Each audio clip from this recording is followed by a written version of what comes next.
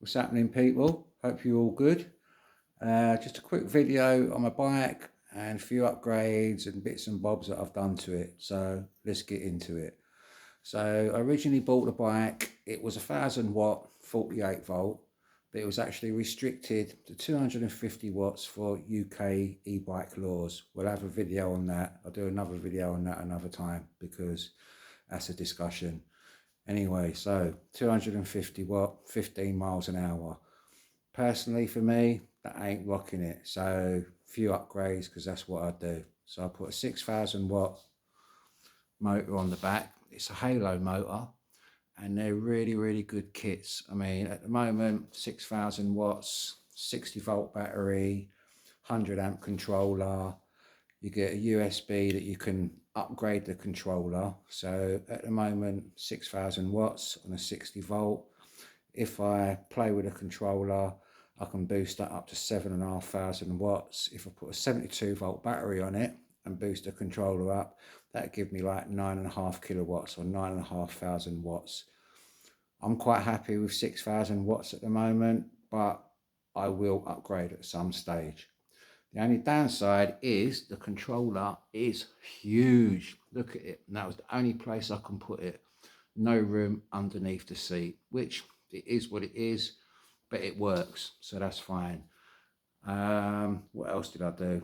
I put new tyres on, big chunky off-road knobblies on, back and front. Got myself a new wheel because I didn't like the old one that was spoked. Looked silly with one spoke at the front. So I've got a new wheel for the front, put new fenders on it, put new pedals on it, put a voltmeter down there on it, put it in. What we're doing at the moment, I can zoom in. Can't really zoom in, but it's 65 volts at the moment. I've got to charge it up a bit more. Put new handlebars on. They are Ceron high-rise handlebars, so they give you a nice lift up, nice bit of reach, which I like. The forks are standard at the moment, and to be honest with you, I'm quite happy with them. They're good quality and they're doing the job, and I've got no complaints about them at all. So they're really good forks. I put new pedals on, put a little bag on there, just so you can put a few tools in. You can actually put your phone in there and do like sat nav, touchscreen and all that. So it's pretty good as well. The shock, a few people have done a review on this bike and they say about it's really bouncy. Now it is. When I first got it, it was like a pogo stick. It was really bouncy. But it's very simple. Very simple. There's a little sort of bolt, nut, washer, whatever you want to call it there. Just tighten it up and then it'll compress it and it's not as bouncy. Problem solved. The bike now will do 60 to 65 miles an hour, depending on the wind and how much I've had for lunch. And yeah, it rides really well. With the kit, you get full twist throttle. So you get a full twist throttle on it, which is pretty good. Nice display on it. You get 4-piston brakes, which are really good. And you get regen braking as well. So it's a really good bit of kit. It cost me, now I've bought all this out of my own money. And I'm not sponsored by anyone. This is all paid for out of my own pocket. So the actual kit itself was £800 that's UK pounds. The battery was, I think, £380, I think. Don't quote me on it. I've got all my stuff off Amazon, so I've got no links. Have a look on Amazon. Halo Motors, HALLOMOTOR,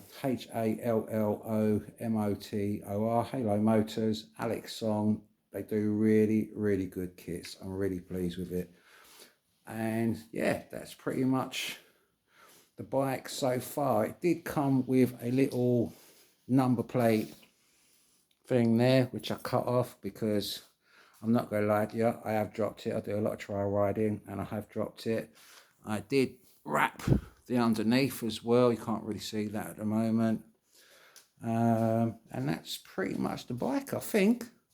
Put the kit on, put the battery on, put some new pedals on, new handlebars on, voltmeter on. adjusted the suspension, new front wheel, new tyres, nice. Now this is a good thing, I think.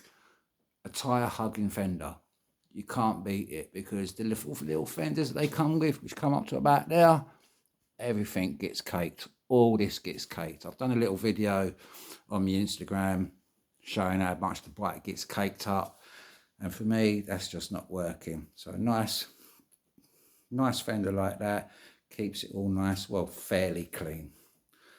Yeah, that's about it really. I will do some more videos on it if anyone wants them. But yeah, I mean the brakes are, I think, 210, 3mm, really good discs, really good brakes on it.